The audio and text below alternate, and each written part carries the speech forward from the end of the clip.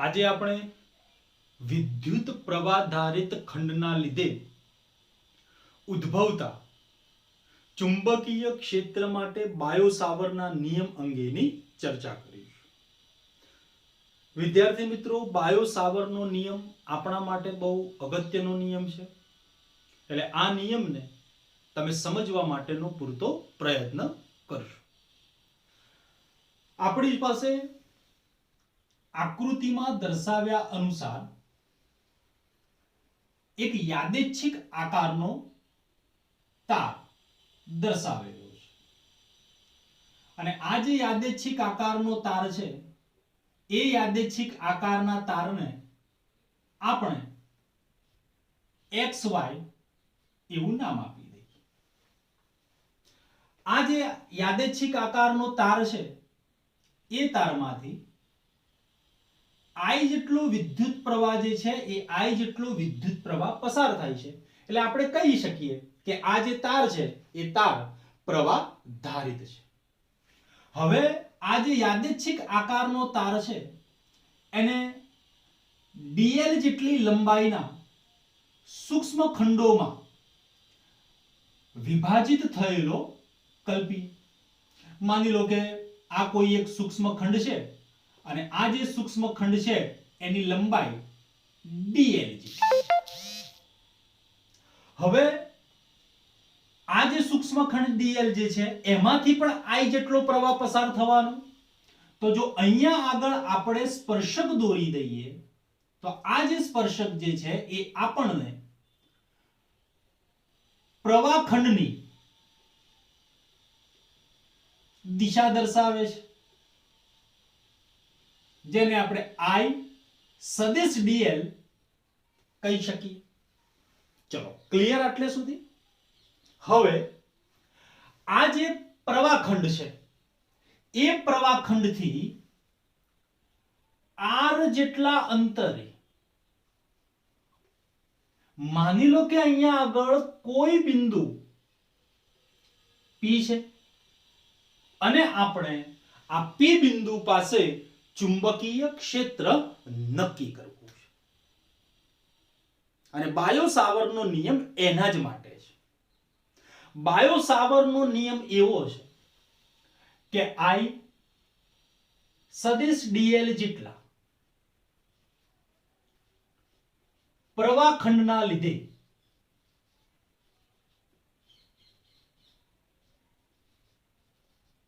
ખંડની સાપેક્ષે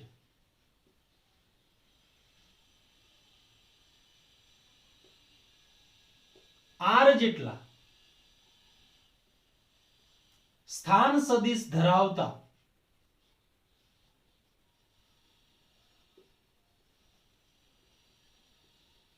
કોઈ બિંદુ પાસે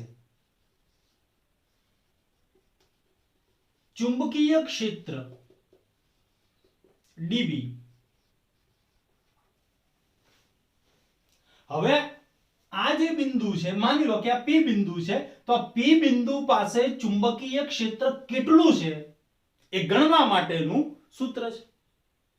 તો આ જે આપણો IDL જેટલો પ્રવાહખંડ જે છે એ IDL જેટલા પ્રવાહખંડના લીધે એની સાપેક્ષે r જેટલા અંતરે રહેલા બિંદુ P આગળ ચુંબકીય ક્ષેત્ર, જેને આપણે કહી દઈએ સદિશ dB, કારણ કે ચુંબકીય ક્ષેત્ર સદિશ રાશિ છે, is equal to μ0 upon 4 pi I સદિશ dl ક્રોસ સદિશ r upon r ક્યુબ સૂત્ર વડે દર્શાવવામાં આવે છે. તો ફરીવાર બાયો-સાવરનો નિયમ સાંભળી લો.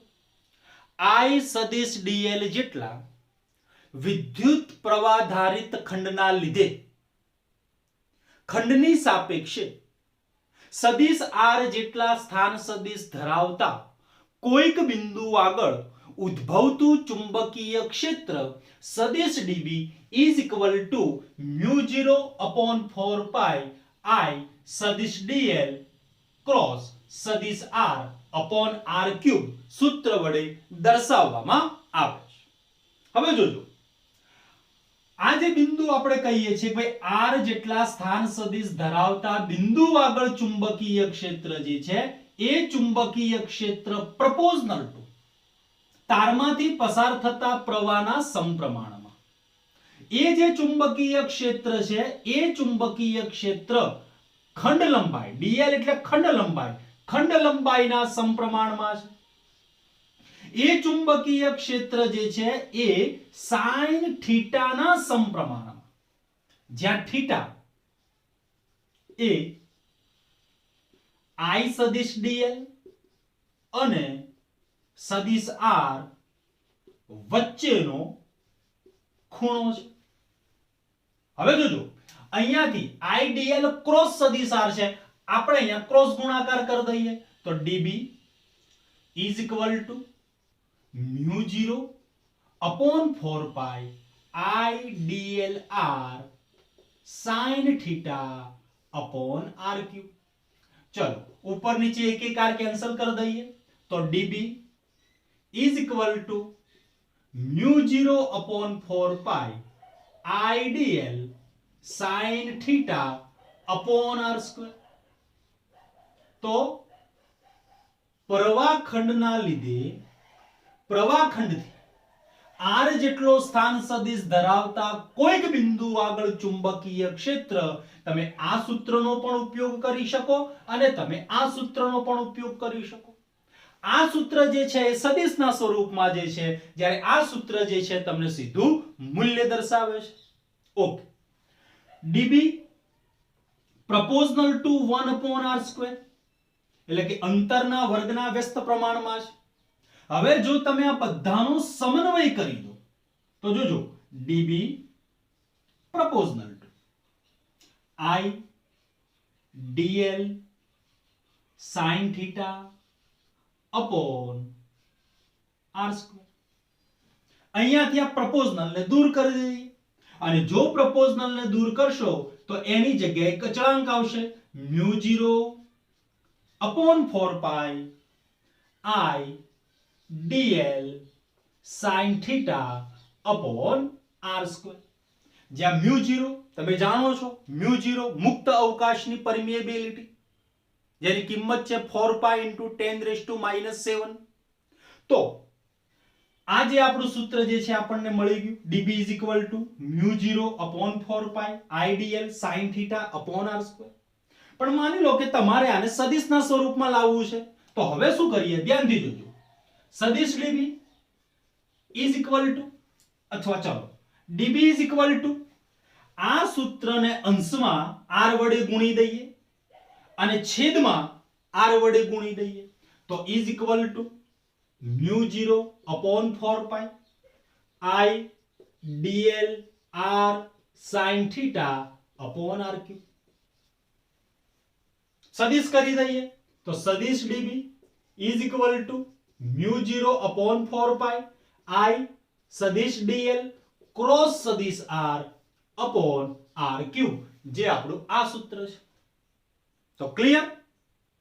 તો બાયો સાવર્ટનો નિયમ આપણને એવું કહે છે કે I સદિશ dl જેટલા વિદ્યુત પ્રવાહધારિત ખંડની સાપેક્ષે r જેટલા સ્થાન સદિશ ધરાવતા કોઈક બિંદુ આગળ ઉદ્ભવતું ચુંબકીય ક્ષેત્ર સદિશ db is equal to mu 0 upon 4 pi I સદિશ dl ક્રોસ સદિશ r upon r cube. આ સૂત્ર નથી વાપરવું અને આ સૂત્રનો ઉપયોગ કરવો છે, મતલબ કે મૂલ્યના સંદર્ભમાં વાત કરવી છે તો mu 0 upon 4 pi idl sin theta upon r square. હવે આપણે જાણીએ છીએ કે ભાઈ ચુંબકીય ક્ષેત્ર તો સદિશ રાશિ છે અને જો સદિશ રાશિ હોય તો પછી એની કોઈ દિશા હોવી જોઈએ. તો અહીંયા જે p બિંદુ આગળ ચુંબકીય ક્ષેત્ર ઉત્પન્ન થાય છે એની દિશા કઈ?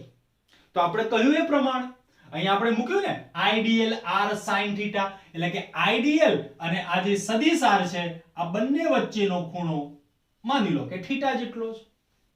તો p બિંદુ આગળ ઉદ્ભવતા ચુંબકીય ક્ષેત્રની દિશા જમણા હાથના સ્ક્રૂના નિયમની મદદથી નક્કી થાય છે હવે જમણા હાથના સ્ક્રૂનો નિયમ જે છે એ તો તમે 11મા ધોરણમાં ભણી ચૂકેલા છો કે ભાઈ સ્ક્રૂને આઈડીએલ અને સદિશ આર થી બનતા સમતલને લંબ રૂપે રાખી અને સ્ક્રૂને આઈડીએલ થી આર ની તરફ ફેરવતા અંગૂઠો તમને જે દિશામાં લઈ જાય છે એ ચુંબકીય ક્ષેત્રની દિશા. તો અહીંયા આગળ પી બિંદુ આગળ ઉદ્ભવતું ચુંબકીય ક્ષેત્ર જે છે એ જમણા હાથના સ્ક્રૂના નિયમની મદદથી સમતલને લંબ રૂપે અંદરની તરફ છે, એટલે કે આ રીતે ચુંબકીય ક્ષેત્રની દિશા સમતલને લંબ તરફ અંદરની બાજુ. એટલે ટૂંકમાં ચુંબકીય ક્ષેત્ર ડીબી જે છે એ આઈડીએલ, સદિશ આઈડીએલ અને સદિશ આર થી બનતા સમતલને લંબ રૂપે છે. તો અહીંયા આગળ તમે બાયો સાવરનો આ જે નિયમ છે એનું જે સૂત્ર છે એ સૂત્રને બરાબર યાદ રાખજો. જો તમારે સદિશના સ્વરૂપમાં લખો છો તો આ પ્રમાણે સૂત્ર લખાશે I સદિશ dl ક્રોસ સદિશ r upon rq. પણ માની લો કે તમે સીધે સીધું મૂલ્યના સ્વરૂપમાં લખો છો તો પછી સૂત્ર આ લખાશે. અહીંયાથી યાદ રાખજો કે થીટા એ કોની વચ્ચેનો ખૂણો છે? તો થીટા એ I સદિશ dl અને સદિશ r વચ્ચેનો ખૂણો છે. હવે બાયો સાવરના નિયમના ખાસ કિસ્સા ઘણીવાર એમસીક્યુ ની અંદર આપણને કામ લાગતું હોય છે. સૌથી પહેલો કિસ્સો આપણે એવો કહીએ કે પ્રવાહધારિત જે તાર છે એ પ્રવાહધારિત તારની અક્ષ પરના કોઈ બિંદુએ ચુંબકીય ક્ષેત્ર, અને બીજો કિસ્સો માની લો કે આપણે એવો લઈ લઈએ કે પ્રવાહધારિત તાર જે છે એ પ્રવાહધારિત તારની અક્ષને લંબ રૂપે ચુંબકીય ક્ષેત્ર. ઓકે, હવે માની લો કે ભાઈ આપણી પાસે આ એક પ્રવાહધારિત તાર છે કે જેમાંથી I જેટલો પ્રવાહ પસાર થાય છે. માની લો કે આ એક સૂક્ષ્મ ખંડ છે અને આ જે સૂક્ષ્મ ખંડ છે એની લંબાઈ dl જેટલી છે. તો આ જે પ્રવાહધારિત તાર છે, આ જે ડોટેડ લાઈન જે છે એ ડોટેડ લાઈન પ્રવાહધારિત તારની અક્ષ આપણને દર્શાવે છે. તો પહેલો મુદ્દો છે કે ભાઈ તારની અક્ષ પરના કોઈક બિંદુ આગળ માની લો કે આ જે તારની અક્ષ છે એ અક્ષ ઉપર અહીંયા આપણે કોઈક બિંદુ P વિચારી લઈએ અને આ સૂક્ષ્મ ખંડથી આ જે બિંદુ P છે એ P નું અંતર r જેટલું છે, એનો સ્થાન સદિશ r જેટલો છે. તો હવે બાયો સાવરનો નિયમ શું હતો? તો બાયો સાવરનો નિયમ હતો dB =μ0/4 pi I dlr sin theta upon rq. જ્યાં થીટા એ આઈડીએલ અને r વચ્ચેનો ખૂણો છે. તો આ આપણો આઈડીએલ અને આ આપણો સદિશ r. તો આ આઈડીએલ ની દિશા અને આ આપણો સદિશ r. તો બંને વચ્ચેનો ખૂણો કેટલો થશે? તો બંને વચ્ચેનો ખૂણો થઈ જશે θ = 0.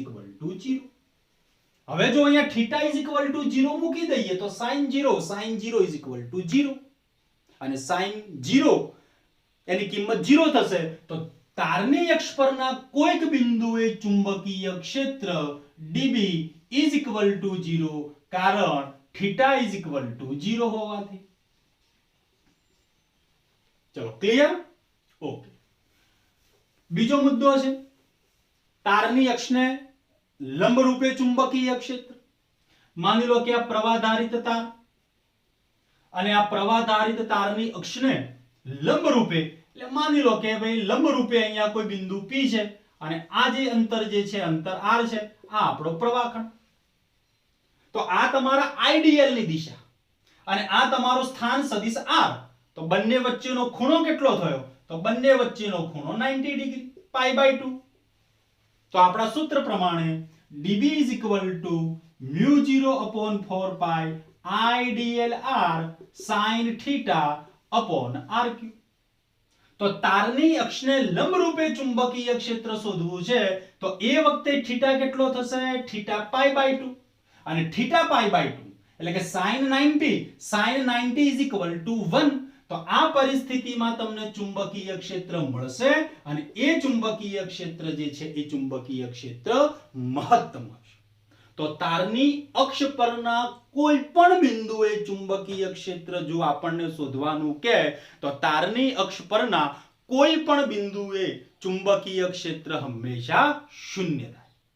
અને તારની અક્ષને લંબરૂપે કોઈ બિંદુ આવેલું હોય તો ત્યાં આગળ ચુંબકીય ક્ષેત્ર આપણને હંમેશા મહત્તમ મળશે. હવે પછી આપણી થિયરી છે વિદ્યુત પ્રવાહધારિત એક વર્તુળાકાર રિંગની અક્ષ પરના કોઈક બિંદુએ ઉદ્ભવતું ચુંબકીય ક્ષેત્ર. બહુ અગત્યની આપણા માટે થિયરી છે. હવે માની લો કે આપણી પાસે એક સુરેખ તાર છે અને એ સુરેખ તારમાંથી I જેટલો પ્રવાહ પસાર થાય છે. હવે આ જે પ્રવાહધારિત સુરેખ તાર છે એ પ્રવાહધારિત સુરેખ તારમાંથી આપણે એક વર્તુળાકાર રિંગ બનાવેલી છે અને એ વર્તુળાકાર રિંગની ત્રિજ્યા માની લો કે કેપિટલ R છે. ચલો તો આકૃતિમાં જોઈએ. આ વર્તુળાકાર રિંગ છે અને એ વર્તુળાકાર રિંગની ત્રિજ્યા છે એ વર્તુળાકાર રિંગની ત્રિજ્યા કેપિટલ R જેટલી છે અને આ વર્તુળાકાર રિંગનું કેન્દ્ર.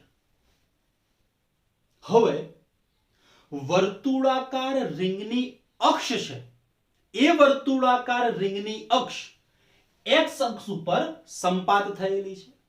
એટલે એક્ચ્યુઅલી આપણે જો જોવા જઈએ તો વર્તુળાકાર રિંગ આ રીતે છે અને અહીંયાથી પસાર થતી એક કાલ્પનિક રેખા જો આપણે વિચારીએ તો એ આપણા માટે રિંગની અક્ષ છે. તો એક્ચ્યુઅલી રિંગ આ રીતે છે.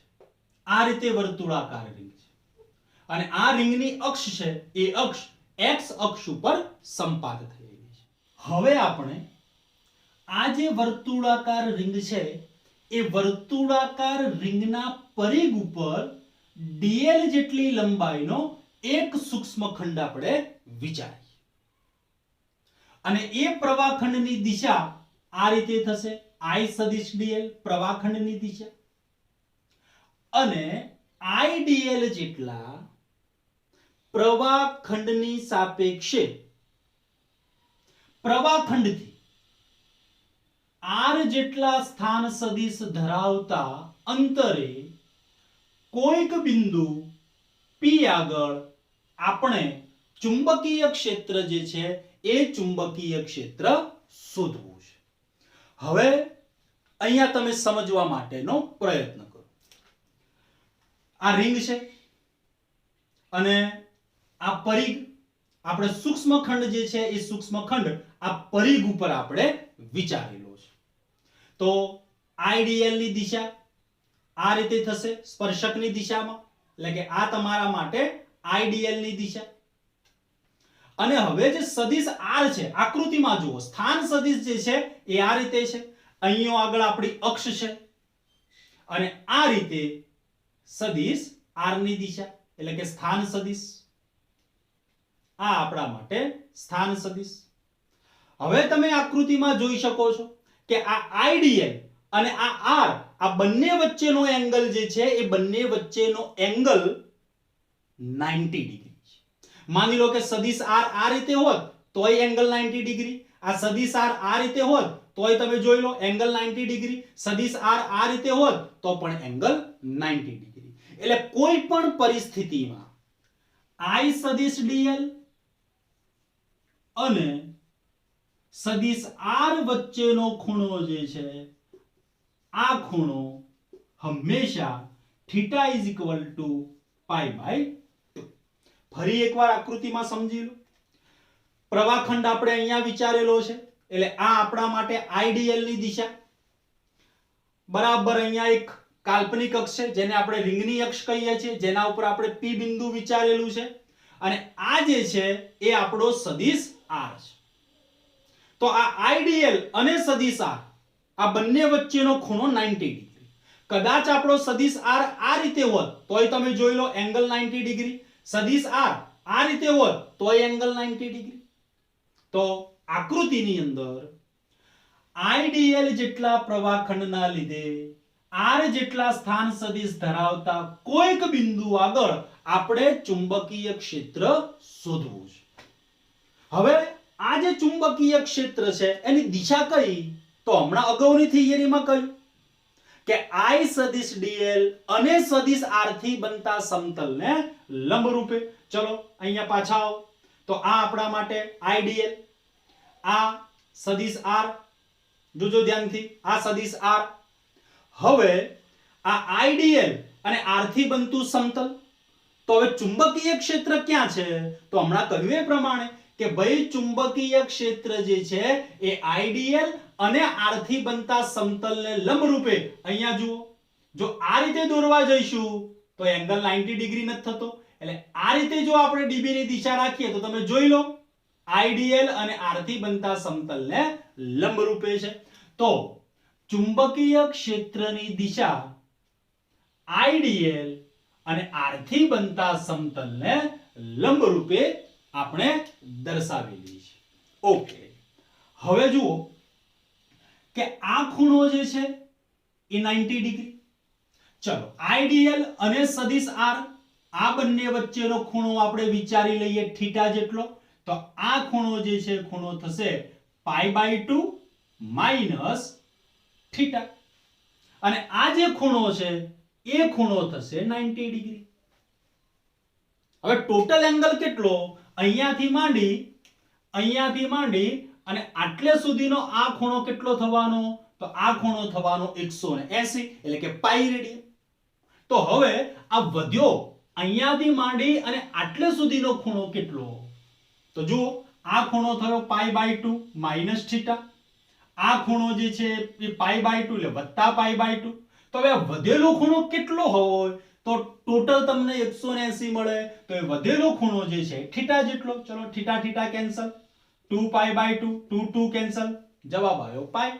એનો મતલબ કે આ ખૂણો જે છે એ ખૂણો થીટા જેટલો હોવો જોઈએ. ઓકે, હવે જુઓ કે ભાઈ આઈડીએલ જેટલા પ્રવાહખંડના લીધે r જેટલા અંતરે બિંદુ p આગળ ઉદ્ભવતું ચુંબકીય ક્ષેત્ર જે છે એ x અક્ષની સાથે થીટા જેટલો ખૂણો બનાવે છે.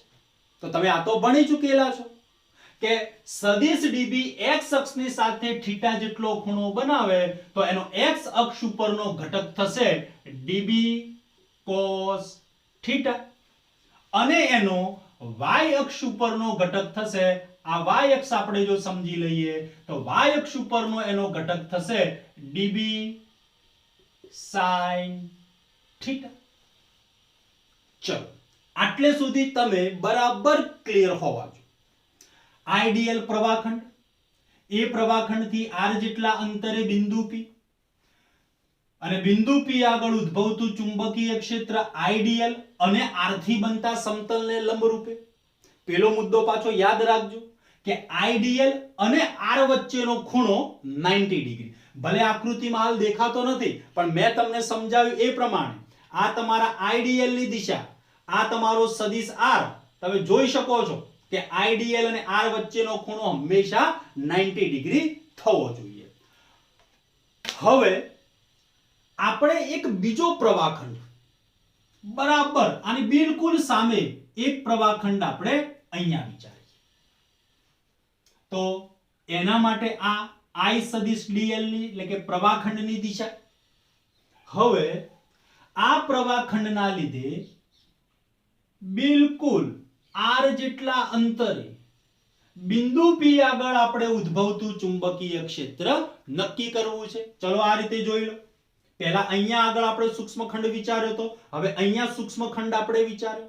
તો આ રીતે આ તમારા માટે થઈ ગઈ આઈડીએલ ની દિશા અને આ તમારા માટે થઈ ગયો સદિશ r. તો હવે આઈડીએલ અને r વચ્ચેનો ખૂણો તો 90 ડિગ્રી થઈ ગયો. તો હવે ચુંબકીય ક્ષેત્રની દિશા ક્યાં? તો ચુંબકીય ક્ષેત્રની દિશા આઈડીએલ અને આર થી બનતા સમતલને લંબરૂપે, એટલે આઈડીએલ ની જે દિશા છે એ આઈડીએલ ની દિશા આ રીતે આપણને જોવા મળશે. અરે સોરી, ચુંબકીય ક્ષેત્રની દિશા આ રીતે આપણને જોવા મળશે, સદિશ ડીબી. હવે જે પ્રમાણે ઉપરની આકૃતિમાં આપણે ચર્ચા કરી એ જ પ્રમાણે આ ત્રિજ્યા આર જેટલી, આ ખૂણો 90 ડિગ્રી, આ ખૂણો થઈ જશે π/2 માઈનસ થીટા જેટલો. તો ઓબ્વિયસ સીધી વસ્તુ છે, આ ખૂણો જે છે એ પણ કેટલો થઈ જશે? થીટા જેટલો. તો સદિશ ડીબી એ x અક્ષની સાથે થીટા જેટલો ખૂણો બનાવ્યો તો આ ઘટક થઈ જશે ડીબી cos થીટા અને y અક્ષ ઉપરનો ઘટક થશે ડીબી sin થીટા. ચલો હવે હું માનું ત્યાં સુધી આકૃતિ ક્લિયર તમને થઈ ગઈ હશે. હવે જો તમે સમગ્ર રિંગ ઉપર આવા ઘણા બધા સૂક્ષ્મ ખંડોને વિચારો અને દરેકે દરેક ખંડ વડે P બિંદુ આગળ ઉદ્ભવતી ચુંબકીય ક્ષેત્રની તીવ્રતા જે છે એ ચુંબકીય ક્ષેત્રની તીવ્રતાનો આપણે સદિશ સરવાળો કરવો પડે. કારણ કે આપણી થિયરી તો શું છે કે ભાઈ વર્તુળાકાર રિંગની અક્ષ ઉપર P બિંદુ આગળ ચુંબકીય ક્ષેત્ર ગણો. તો આ સમગ્ર રિંગના કારણે આપણે P બિંદુ આગળ ચુંબકીય ક્ષેત્ર શોધવું છે. તો આપણે તો ખાલી બે જ ખંડ વિચાર્યા. સમગ્ર વર્તુળાકાર રિંગ ઉપર તો આવા ઘણા બધા ખંડ તમે વિચારી શકો અને દરેકે દરેક ખંડ વડે P બિંદુ આગળ મળતી ચુંબકીય ક્ષેત્રની તીવ્રતાનો સદિશ સરવાળો આપણે કરવો પડે. તો હવે જ્યારે તમે ચુંબકીય ક્ષેત્રની તીવ્રતાનો સદિશ સરવાળો કરશો ત્યારે જોઈ લો આ રીતે સામ સામેના ખંડો વડે મળતી ચુંબકીય ક્ષેત્રની તીવ્રતાના dB sin theta, dB sin theta જેવા ઘટકો એકબીજાની અસરને નાબૂદ કરી દેશે. તો સમગ્ર વર્તુળાકાર રિંગ પર સામસામેના ખંડો વડે જ્યારે તમે P બિંદુ આગળ ચુંબકીય ક્ષેત્ર શોધવાનો પ્રયત્ન કરશો ત્યારે આ રીતે dB sin થીટા જેવા ઘટકો એકબીજાની અસરને નાબૂદ કરશે. તો આપણને ચુંબકીય ક્ષેત્ર P બિંદુ આગળ ચુંબકીય ક્ષેત્ર માત્ર dB cos થીટા ઘટકના લીધે જ જોવા મળશે. ચલો ક્લિયર. હવે P બિંદુ આગળ આપણે ચુંબકીય ક્ષેત્ર શોધવું છે તો બાયો સાવરના નિયમ પ્રમાણે, ચલો બાયો સાવરનો નિયમ શું હતો ભાઈ? તો dB μ0/4 pi IDL r sin theta r cube. હવે આકૃતિમાં મેં તમને કહ્યું કે IDL અને r વચ્ચેનો ખૂણો 90 ડિગ્રી, એટલે કે થીટા = 90 ડિગ્રી. તો થીટા = 90 ડિગ્રી હોવાથી કોની કોની વચ્ચેનો ખૂણો? તો I સદિશ dl અને સદિશ r વચ્ચેનો ખૂણો. તો ચલો કિંમત મૂકી દઈએ. તો sin 90 = 1, તો dB μ0/4 પાઈ, અહીંયાથી એક એક r કેન્સલ થઈ જશે તો IDL r². ચલો આને આપણે કહી દઈએ સમીકરણ નંબર 1. હવે હમણાં કહ્યું એ પ્રમાણે કે જ્યારે સમગ્ર રિંગ ઉપર તમે વિચારતા હોવ ત્યારે સામસામેના ખંડો વડે મળતા dB sin થીટા જેવા ઘટકો એકબીજાની અસરને નાબૂદ કરે છે.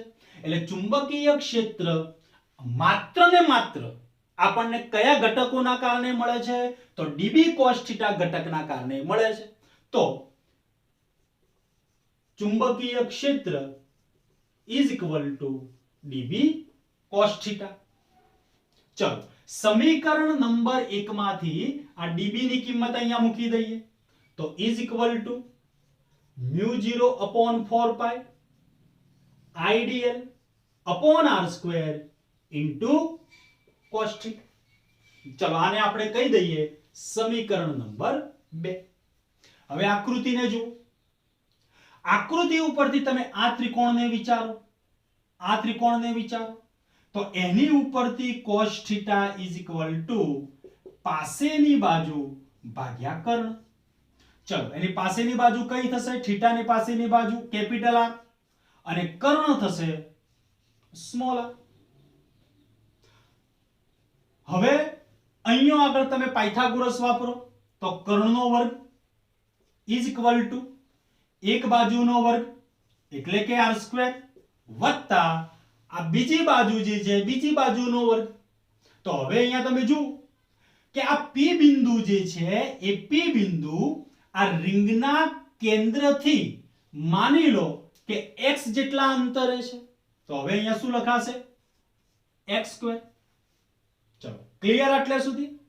હવે આ cos θ ની કિંમત જે છે એ cos θ ની કિંમત આપણે અહીંયા સમીકરણ નંબર 2 માં મૂકી દઈએ. તમને જો લખવાની જરૂર લાગે છે તો વિડિયોને પોઝ કરી અને જરૂરી વસ્તુ તમે લખી નાખજો. તો cos θ ની કિંમત સમીકરણ નંબર 2 માં મૂકતા ચલો cos θ ની કિંમત મૂકીએ તો આ રીતે લખાશે dbx is equal to mu0 upon 4 pi idl upon r square into capital R upon small r. चलो तो dbx is equal to mu0 upon 4 pi idl r upon r cube. હવે આપણે તો ચુંબકીય ક્ષેત્ર કોના લીધે જોઈએ છે? તો સમગ્ર રિંગના લીધે જોઈએ છે. તો સમગ્ર રિંગના લીધે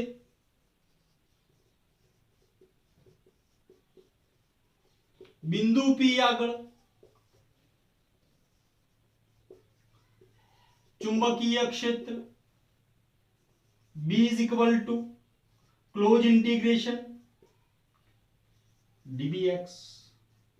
ચલો હવે આ જે db ની કિંમત છે આ સૂત્રમાં મૂકી દઈએ તો is equal to mu0 upon 4 pi I dl r upon r cube. હવે અહીંયા જો સ્મોલ r તો અહીંયાથી તમે જોઈ શકો છો. ચલો સ્મોલ r ને પહેલા આપણે બહાર લઈ લઈએ. હવે આપણે અહીંયા સંકલન કરવું છે તો જોજો બરાબર ધ્યાનથી સાદું રૂપને. b is equal to mu0 અચળ સંકલનની બહાર 4 pi અચળ સંકલનની બહાર વિદ્યુત પ્રવાહ અચળ તો એ સંકલનની બહાર વર્તુળાકાર રિંગની ત્રિજ્યા અચળ તો એ સંકલનની બહાર અને અંતર એ પણ અચળ એટલે r ની 3 ઘાત ક્લોઝ ઇન્ટિગ્રેશન dl. હવે અહીંયા આપણે સ્મોલ r ની કિંમત મૂકવી છે તો અહીંયા જુઓ r² is equal to capital r² વત્તા x². ચલો પહેલા અહીંયાથી સ્ક્વેર કાઢી લઈએ. તો જ્યારે તમે અહીંયાથી સ્ક્વેર કાઢશો તો અહીંયા આગળ થઈ જશે 1/2. પણ આપણે તો જરૂર છે r³ ની તો r³ is equal to r² વત્તા x² રેઝ ટુ 1/2. હવે આ બાજુ 3 ઘાત કરી તો અહીંયા પણ આપણે 3 ઘાત કરવી પડે અને જ્યારે તમે અહીંયા 3 ઘાત કરી અને સાદું રૂપ આપશો તો જવાબ આવશે r² વત્તા x² રેઝ ટુ 3/2. તો આ કિંમત અહીંયા મૂકી દઈએ તો b is equal to mu0 ir upon 4 pi r² વત્તા x² rays two 3/2 integration dl. હવે આ જે આપણે પદ લખ્યું ઇન્ટિગ્રેશન dl આનો મતલબ શું? તો આનો મતલબ છે કે ભાઈ સમગ્ર વર્તુળાકાર રિંગની લંબાઈ. તો રિંગની લંબાઈ કોના જેટલી હોય? તો એના પરિઘ જેટલી હોય. તો is equal to μ0 IR upon 4 pi R square વત્તા x square raised to 3/2 2 pi capital R. ચાલો હવે આપણે જો એનું સાદું રૂપ આપીએ તો આપણને જવાબ મળે b is equal to, ચાલો અહીંયાથી 4 કેન્સલ, અહીંયાથી 2 કેન્સલ, પાઈ પાઈ કેન્સલ, તો જવાબ આવશે μ0 I R square upon 2 R square વત્તા x square raised to 3/2. તો આ આપણી થિયરીનો જવાબ. વિદ્યુત પ્રવાધારિત વર્તુળાકાર રિંગની અક્ષ પરના કોઈક બિંદુ આગળ ઉદ્ભવતું ચુંબકીય ક્ષેત્ર B is equal to μ0 I R square upon 2 R square વત્તા x square raised to 3/2. પરંતુ આ સૂત્ર જે છે એ સૂત્ર વર્તુળાકાર રિંગના એક આંટા માટે છે. હવે જો વર્તુળાકાર રિંગને કેપિટલ N જેટલા આંટા હોય તો ચુંબકીય ક્ષેત્રનું સૂત્ર થાય B is equal to μ0 capital Ni R square upon 2 R square વત્તા x square raised to 3/2. આપણે સૂત્ર આ યાદ રાખો. B is equal to μ0 Ni R square upon 2 bracket R square વત્તા x square bracket over raised to 3/2. જ્યાં capital N નો મતલબ છે આંટાઓની સંખ્યા. જો રિંગને એક જ આંટો હોય તો n is equal to 1 મૂકી દેવાનું. ઓકે, હવે અતિ દૂરના મતલબ કે વર્તુળાકાર રિંગની અક્ષ પર અતિ દૂરના બિંદુ માટે વર્તુળાકાર રિંગની અક્ષ પર અતિ દૂરના બિંદુ માટે આપણો ડાયાગ્રામ આ રીતે હતો. આ વર્તુળાકાર રિંગ, આ એનું કેન્દ્ર, આ એની ત્રિજ્યા અને કેન્દ્રથી x જેટલા અંતરે અહીંયા કોઈક બિંદુ P હતું. હવે આપણે મુદ્દો શું ચર્ચા કરીએ છીએ કે ભાઈ રિંગની અક્ષ ઉપર અતિ દૂરના કોઈક બિંદુ માટે. હવે અતિ દૂરનો મતલબ એવો થશે કે ભાઈ x greater than capital R. હવે જો x greater than capital R હોય તો પછી આ સૂત્રમાં શું થશે? તો આ સૂત્રમાં કેપિટલ R જે છે એને આપણે અવગણવાનું. તો જવાબ થશે B is equal to μ0 Ni R square upon 2. હવે x greater than R હોવાથી x ની સરખામણીમાં કેપિટલ R ને અવગણો તો પછી વધશે x નો સ્ક્વેર રેઝ ટુ 3/2. 2 કેન્સલ. તો પછી આપણો જવાબ થઈ જશે B is equal to μ0 Ni R square upon 2 x ની 3 ઘાત. ક્લિયર? તો વર્તુળાકાર રિંગને n આંટા હોય ત્યારે રિંગની અક્ષ ઉપર અતિ દૂરના બિંદુ માટે. હવે પછી એક બીજો મુદ્દો જોઈએ કે એક્ઝેક્ટ રિંગના કેન્દ્ર પર ચુંબકીય ક્ષેત્ર રિંગના કેન્દ્ર પર. તો તમે વિચારો કે ભાઈ આ આપણી રિંગ, આ ત્રિજ્યા કેપિટલ R અને અહીંયાથી x જેટલા અંતરે બિંદુ P. પણ હવે તો શું ચર્ચા કરીએ છીએ? રિંગના કેન્દ્ર પર જ, એટલે એક્ઝેક્ટ અહીંયા જ. અને જો રિંગના કેન્દ્ર ઉપર હોય તો x is equal to 0 લેતા. અને હવે જો x is equal to 0 લઈએ, મૂકી જુઓ આ સૂત્રમાં કિંમત મૂકી જુઓ તો જવાબ થશે B is equal to μ0 ni r square upon 2. x is equal to 0, તો x is equal to 0 થશે તો r નો સ્ક્વેર રેઝ ટુ 3/2, 2 2 કેન્સલ, તો b is equal to mu 0 ni r square upon 2r cube, ઉપર નીચે એક એક r square cancel, તો છેલ્લો જવાબ આપણો થશે b is equal to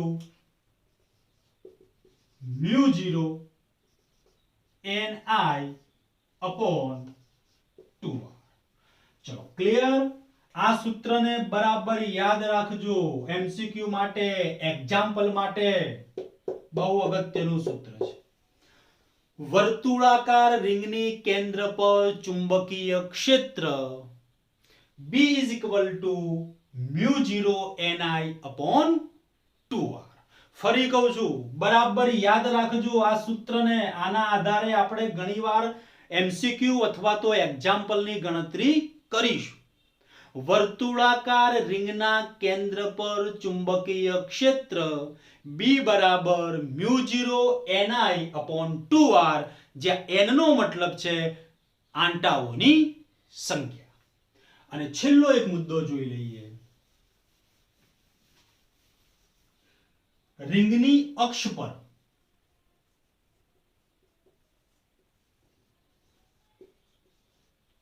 ત્રિજ્યા જેટલા જ અંતરે